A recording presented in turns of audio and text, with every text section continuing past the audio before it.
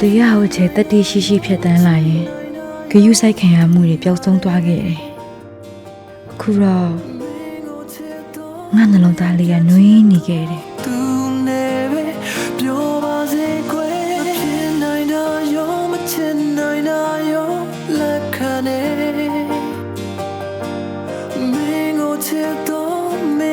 ချစ်တော့